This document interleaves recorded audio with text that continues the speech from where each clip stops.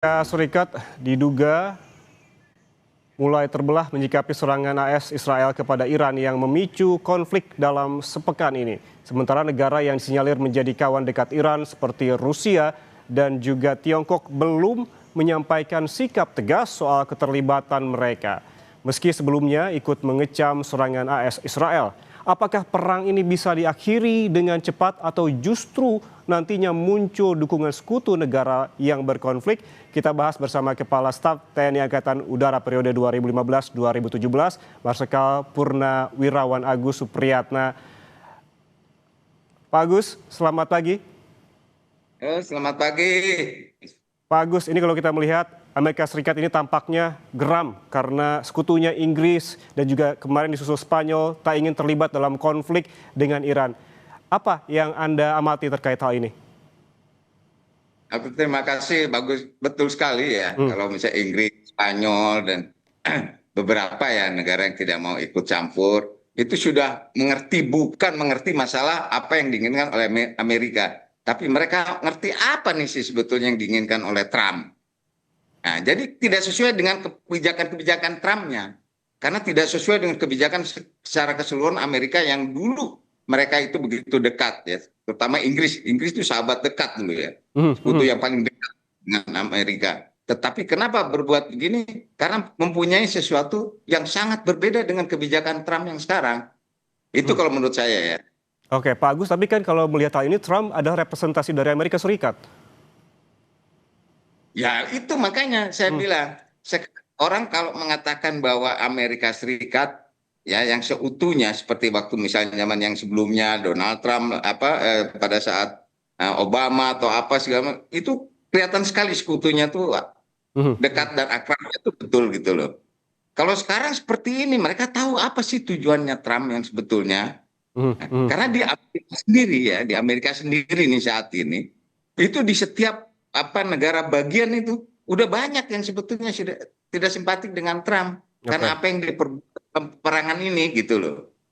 Oke, tapi di sisi lain tidak ingin ikut campur tapi mengizinkan Amerika Serikat untuk menggunakan pangkalan militer di dekat Iran. Itu seperti apa tanggapan Anda, Pak Agus? Kalau itu beda. Jadi pangkalan yang ada di Timur Tengah itu memang mereka itu udah terkontrol ya, udah dapat dikontrol oleh Amerika ya, dan mereka punya kepentingan sendiri dengan Amerika. Tetapi mereka sebetulnya tidak mengerti kalau sampai terjadi seperti ini gitu loh. Mereka kan rugi sekali, mereka tidak ikut berperang, mereka akan hanya membantu pangkalan-pangkalan yang digunakan oleh Amerika, ternyata mereka juga kena balasan rudal dari Iran. Mereka tuh rugi sekali loh. Tidak ikut berperang tapi dihancurkan kan begitu loh. Kalau kita lihat lagi, tadi ada juga di gambar, Pak Agus, ada serangan torpedo dari kapal selam Amerika yang menyasar kapal Iran. Meski kapal itu sebetulnya tak berada dalam zona perang. Apa yang ingin ditunjukkan oleh Amerika Serikat sebetulnya? Kalau Anda sebutkan tadi ini oleh Trump gitu secara spesifik. Apa ini sebuah pelanggaran? Wah, ini bukan pelanggaran lagi kalau bisa. Orang menyerang kedaulatan orang aja itu ya. Dengan seperti yang dilakukan oleh Amerika dan Israel ini sebetulnya udah melanggar hukum internasional.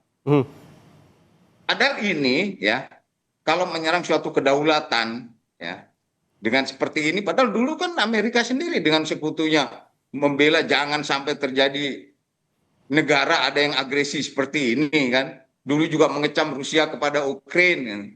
Ternyata mereka malah lebih seperti ini gitu loh.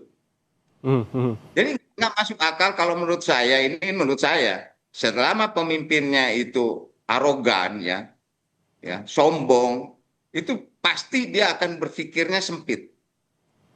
Dan yang kedua sulit mendengar atau menerima saran atau kritikan dari yang lain.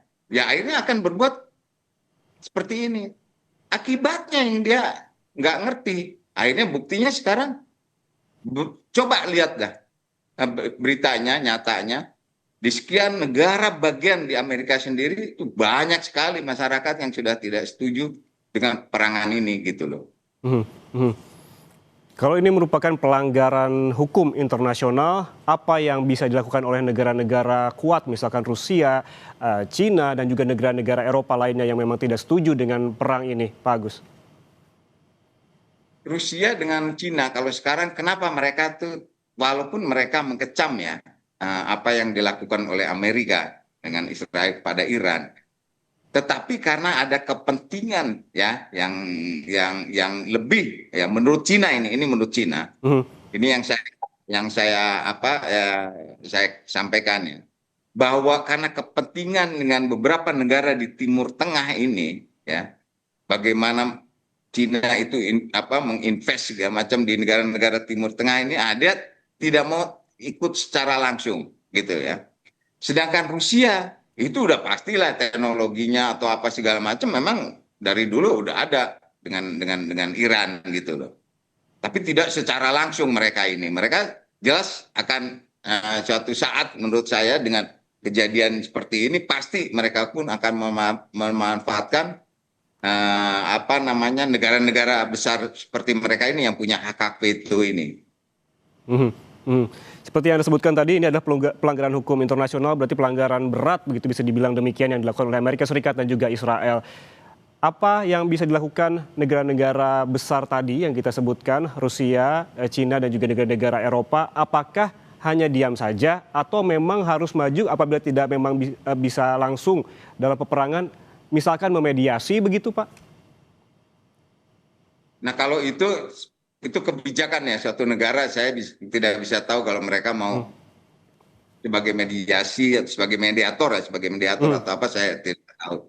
Tetapi apa yang dilakukan oleh negara-negara tersebut ya seperti apa yang disampaikan oleh ini sekarang kalau misalnya apa Brother tahu itu apa yang disampaikan oleh Inggris, Perdana Menteri Inggris itu udah jelas. Apalagi pidatonya kemarin itu hmm. udah jelas bahwa ini adalah hal yang tidak sesuai lah dengan negara-negara sekutunya yang lain gitu loh. Hmm, hmm. Tetapi yang berarti yang segala macam itu pasti negara-negara memang yang sudah tahu apa yang akan sanksi yang akan Hmm. diberikan oleh negara tersebut gitu loh. Oke. Dan Eh, mereka siap menghadapi, makanya mereka berani tidak mau mendukung Amerika Serikat. hmm, Sedangkan Cina dengan Rusia itu memang secara sekarang yang kita lihat secara ini mereka seakan-akan tidak mendukung ya atau tidak mau menyelesaikan permasalahan ini. hmm. Tapi saya yakin ke depannya mereka akan berpikir kalau ini panjang akan terjadi hal-hal secara global bahaya pasti mereka akan berbicara. Itu saja yang ingin saya sampaikan. Oke, Pak Agus, Anda tadi sempat menyampaikan terkait mengapa Rusia dan juga Cina tidak ingin terlibat langsung dalam peperangan termasuk alasan ekonomi. Kemudian apa sih biasanya alasan lain sebuah negara tidak ingin terlibat lebih jauh selain tetap ingin perdamaian terjaga? Nah ini satu-satunya kalau menurut saya ya, ini Rusia ya dengan Cina yang punya hak veto ini harus menekan segera Dewan Keamanan itu PBB itu. Harus segera dia tekan PBB. Hmm, Nah, PBB harus segera melaksanakan sesuai dengan tugas dan fungsi tanggung jawabnya Dewan Keamanan itu. Itu yang hmm, hmm, hmm. akan dilakukan dan saya yakin akan dilakukan. Nah, dan penekanan ini pasti mudah mulai ya, mulai di Kongres juga sudah Hmm. mulai, apalagi nanti dari negara-negara besar seperti Cina, Rusia itu menekan PBB agar PBB Oke. yang bisa dilaksanakan. Hmm. Perang ini sudah hampir sepekan begitu dari mulai serangan Amerika Serikat Israel ke Iran dari pekan lalu begitu ya Pak Agus. Lalu sebetulnya seperti yang disebutkan tadi soal menekan PBB, sejauh ini apakah Anda sudah melihat apa saja yang dilakukan oleh Perserikatan Bangsa-Bangsa terkait hal ini? Namun jangan dijawab dulu Pak Agus, usai jeda kita kembali. Tetaplah bersama kami di Breaking News Kompas TV.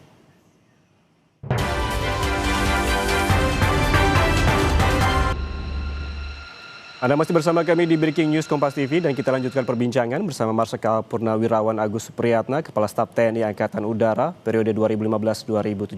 Pak Agus masih bersama kami. Pak Agus, Ya, tadi kita berbicara soal peran PBB di sini. Kita melihat dari awal serangan Amerika Serikat Israel ke Iran, kita tidak melihat apa yang dilakukan oleh PBB. Menurut Anda seperti apa? Kalau statement ya yang sudah dikeluarkan oleh Sekjen PBB sudah ya agar kedua negara antara maksudnya Amerika Iran untuk melaksanakan perundingan. Mhm. Tetapi Dewan Keamanan PBB sendiri ya belum melaksanakan sidang itu belum ya. Tetapi saya yakinlah karena desakan-desakan nanti untuk kepada Dewan Keamanan PBB untuk melaksanakan sidang ini itu harapan saya ya. Berarti dengan banyaknya desakan ini PBB harus segera mungkin begitu ya Pak melakukan sidang? Wah harusnya kalau memang PBB ini betul-betul akan diakui oleh dunia ya harus segera nih. Karena akibatnya itu akibat perang ini itu jangan baca akibatnya antara Iran, Israel, Amerika dan negara sekitar. Ini secara global hampir semuanya akan terpengaruh. Akan Oke. terpengaruh. Oke, Pak Agus, ini jika perang berkepanjangan, sampai seberapa kuat Amerika Serikat, Israel, dan juga Iran soal persenjataan dan juga ongkos perang kalau kita melihat keuangan dari kedua negara, tiga negara, Amerika Serikat, Israel, dan juga Iran? Kalau menurut saya ya, ini kedua-duanya tuh akan rugi besar lah menurut saya. Biarpun mereka rugi besar. Iran sendiri ini negara Iran, karena negara yang dari tahun 79 itu kan sudah ditekan terus diembargo lah, diblokir segala macam. Jelas mereka akhirnya mandiri ya, mencari bagaimana strategi pertahanan mereka apabila ada negara yang akan menyerang mereka. Jadi mereka pasti udah siap dan betul-betul secara secara kasat mata atau secara hanya dilihat atau secara deteksi hanya dari jauh atau itu sulit. Saya yakin sulit menemukan di mana titik-titik di bawah tanahnya pertahanan mereka, terutama rudal-rudal mereka ya. Nah, sedangkan Amerika sendiri itu kalau dihitung ya operational cost-nya per hari itu pasti udah di atas puluhan triliun. Operational cost-nya ya, pergerakan kapal induknya, kapal perangnya, segala macam, belum rudal. Kita berbicara sekarang masalah drone saja. Drone buatan Iran ya, itu mereka bisa membuatnya 50.000 US dollar. Tetapi mempertahankan, yang menghancurkan drone-drone-nya Iran itu buatan Amerika Israel itu di atas 2 jutaan. Jadi perbedaannya aja jauh banget masalah drone ya. Mereka membuat bagaimana simulasi drone-drone-nya Iran itu paling besar itu 50.000 US dollar. Tetapi untuk menghancurkan itu pasti Amerika malah menggunakan alat-alat yang di atas 2 juta dolar. Itu bisa bayangkan. Padahal ratusan dan ribuan drone mungkin yang digerakkan, dilaksanakan oleh Iran. Jadi ini kalau berbicara masalah anggaran, kedua belah pihak hancur-hancuran, saya yakin itu. Pak Agus, kalau kita melihat karakteristik dari ketiga negara ini, Amerika Serikat, Israel, dan juga Iran, prediksi Anda apakah memang, kalau memang habis-habisan seperti ini, apakah akan ada satu negara yang memang menyatakan menyerah, atau ini akan sampai titik darah penghabisan begitu kalau melihat karakteristiknya dan juga dari modal persenjataannya? Kalau saya lihat ya, bayangkan sebagai kepala negara ya, tertingginya itu sudah almarhum, sudah meninggal. Menteri Pertahanannya dan beberapa perwira tingginya dari Iran itu sudah mati, kan begitu. Itu pasti harusnya di bawahnya rakyatnya segala macam, sudahlah daripada kita teruskan, kita akan habis semua, kan begitu. Tetapi ini kan malah tetap melawan terus. Coba kita lihatlah sekarang, misalnya dulu Irak, ya, terus Libya, Gaddafi ya, Saddam Hussein di Irak, mereka selesai, terus rakyatnya kan selesai. Nah, tetapi ini kok tidak? Berarti ini memang beda, bukan hanya sebentar menyerah begitu saja. Lebih baik ya udah menyerah sampai habis, mungkin baru menyerah Nah, kan.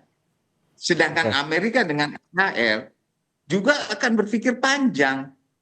Ya, kalau misalnya hanya berpikir masalah Trump, mungkin dia nggak berpikir panjang, tapi masyarakatnya, Mhm. Kongresnya, saya yakin mereka akan menekan terus Trump untuk segera menghentikan perang ini. Itu loh, kalau menurut pendapat Oke. saya. Oke, Pak Agus, kalau tadi soal negara-negara yang memang berkonflik begitu, Amerika Serikat, Israel, dan juga Iran, kalau memang perang ini berkepanjangan, apa yang Anda amati soal dukungan negara-negara Timur Tengah begitu? Apa mereka akan tetap bersikap netral meski sejumlah pangkalan militer juga diserang? Jadi selama ini strategi Iran ini udah mulai berubah juga nih. Jadi cukup mengkhawatirkan negara-negara Timur Tengah yang beberapa tempat jadi fasilitasnya Amerika Serikat ya. Mhm, Karena penyerangan dari Iran ini bukan di mana fasilitas yang digunakan oleh Amerika saja, mhm, mhm, tetapi hati-hatinya itu mereka jangan-jangan Iran juga ya. Iran dengan apa namanya itu orang-orang yang mendukung kayak di Libanon misalnya gitu ya. Ada Hizbullah lah, terus ada juga macam-macam lah pokoknya kalau menurut saya yang di luar Iran sendiri ya itu akan bergerak untuk menghancurkan fasilitas-fasilitas strategis lainnya. Nah, itu yang bahaya juga. Itu mhm. akan merugikan negara-negara Timur Tengah ya yang mendukung memfasilitasi angkatan perangnya dari Amerika Serikat. Oke, Pak Pak Agus, apakah ini tidak menjadi kerugian begitu bagi Iran begitu di tengah-tengah negara-negara yang menyerang itu tidak cuma satu, jadi seolah-olah dikeroyok. Bukan hanya Amerika Serikat dan juga Israel yang menjadi penyerang utama, begitu ada dukungan-dukungan juga dari negara-negara tetangga dari Timur Tengah seperti Arab Saudi dan juga Uni Emirat Arab begitu. Apakah ini tidak merugikan Iran di tengah banyaknya negara begitu yang seolah-olah mengeroyok Iran? Kalau menurut saya begini ya, Hmm, kalau dilihat dari apa yang akan dilaksanakan atau tindakan yang dilaksanakan oleh negara-negara Timur Tengah ya, yang selama ini mendukung fasilitasnya untuk angkatan perang Amerika, itu tidak akan berpikir semudah itu mereka akan ikut menyerang Iran. hmm, hmm, Ya, jadi kalau mereka ikut menyerang Iran, mereka juga akan akan sama-sama ya melanggar hukum internasional juga.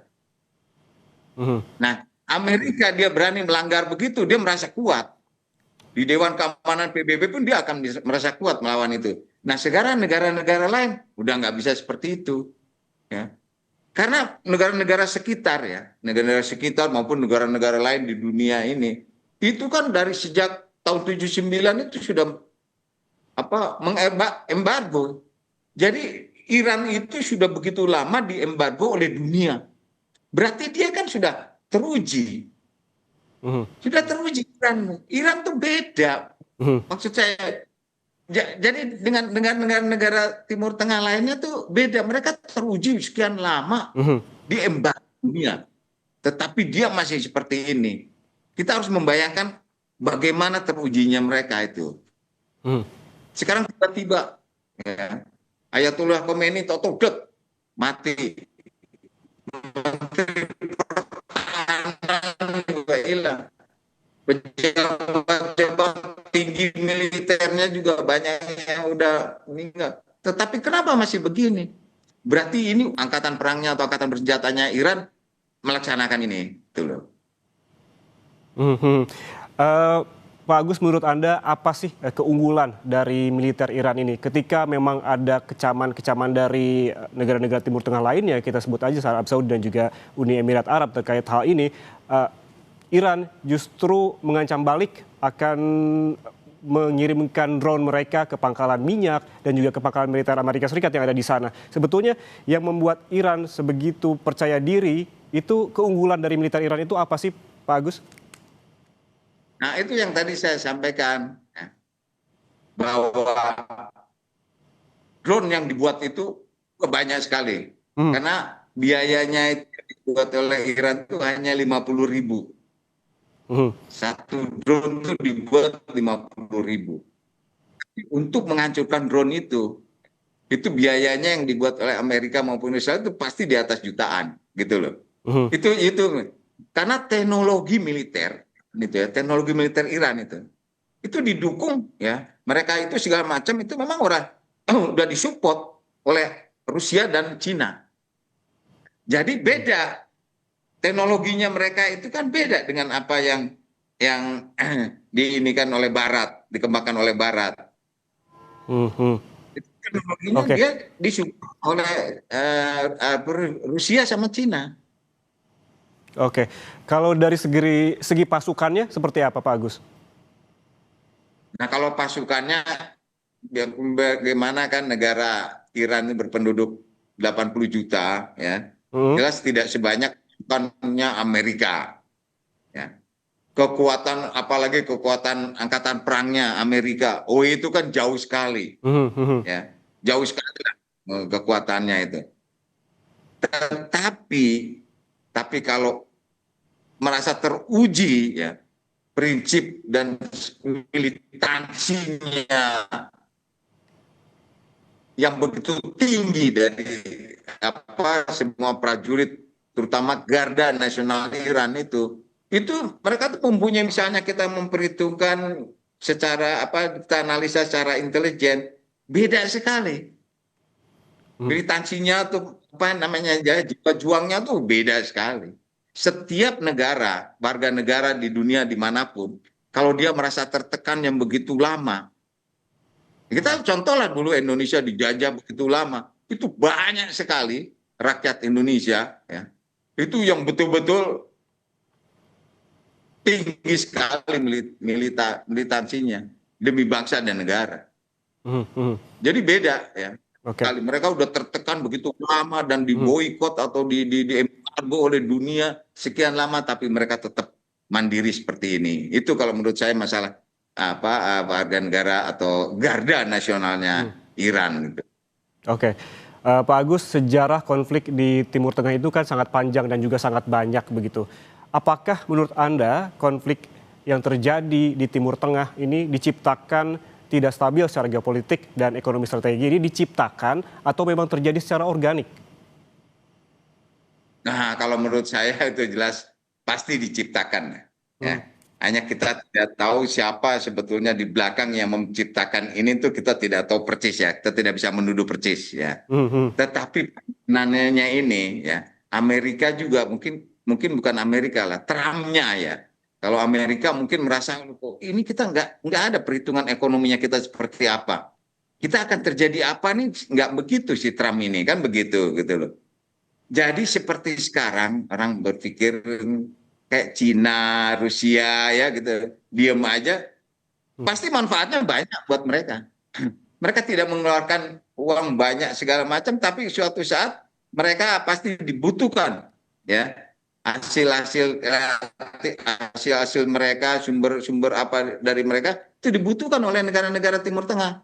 Udah pasti gitu loh. Nggak mungkin mereka dibutuhkan dari Amerika karena sekian banyak yang dibutuhkan oleh negara-negara Timur Tengah. Ya pasti juga mereka akan membeli dari Cina maupun dari Rusia. Itu Oke. yang harus ini kan. Karena perang itu kan kalau menurut saya itu kan adalah suatu mainan ya. Ini Hmm. kalau menurut saya ini mainannya Trump ya untuk mengalihkan turunnya ya popularitas di dalam negeri sendiri. Kalau menurut saya itu. Jadi karena popularitas Trumpnya itu kurang di dalam negeri, udah mulai berkurang.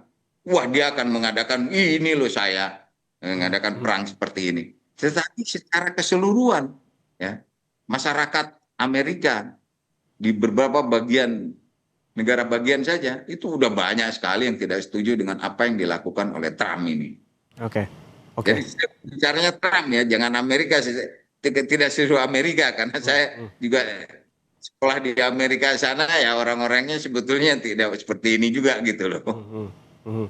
Berarti kita menunggu juga bagaimana sikap negara-negara sekutu lainnya, begitu melihat negara-negara di Eropa dan juga negara besar lain seperti Cina dan juga Rusia, dan juga terkait Betul. dengan langkah PBB akan seperti apa juga ke depannya. Terima kasih Kepala Staf TNI Angkatan Udara periode 2015-2017, Marsikal Purnawirawan Agus Supriyatna, atas waktunya bersama kami di Breaking News. Sehat selalu, Pak. Oke. Saudara, jangan kemana-mana karena Breaking News Kompas TV